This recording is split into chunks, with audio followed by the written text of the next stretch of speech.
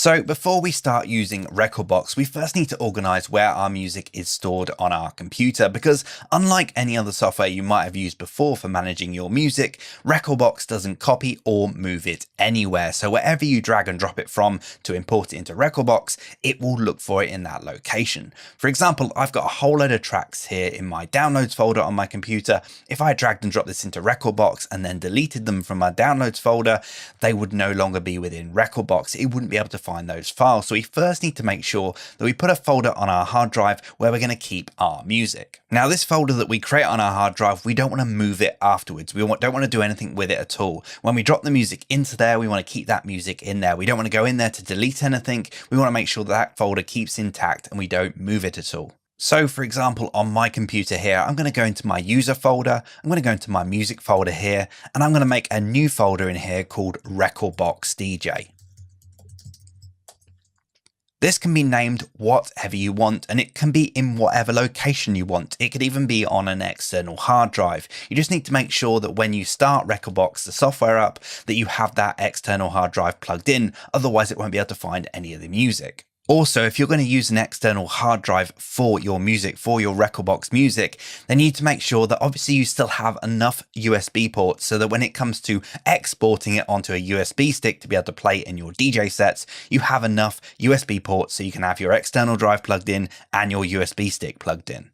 So we got our music folder here, and this is where we're going to store all our music that we're going to import into Rekordbox. So I'm going to go back to my downloads folder, and I'm going to copy all of this music out of here and into that music folder.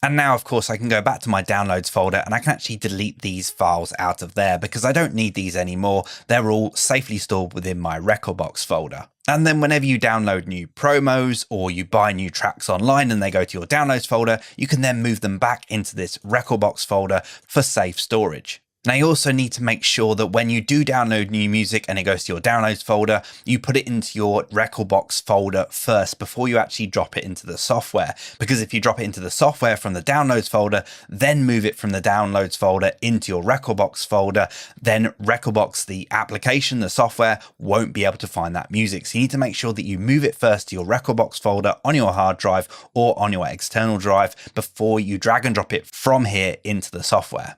Now, you can create subfolders in here if you want to. Say, for example, every month you download new music, you could put it in a subfolder within this folder. So if you wanted to create a new folder for each single month or each single year, or maybe you want to subcategorize it by different genres, you can do that if you want to, but it's not really needed because all the organization we're going to be doing is within the software itself. So it's up to you. You can store it like that if you want to. If you like to be super organized, then you can do it that way, but it's totally fine to just leave it in a folder like this and do all the organization within the actual software itself.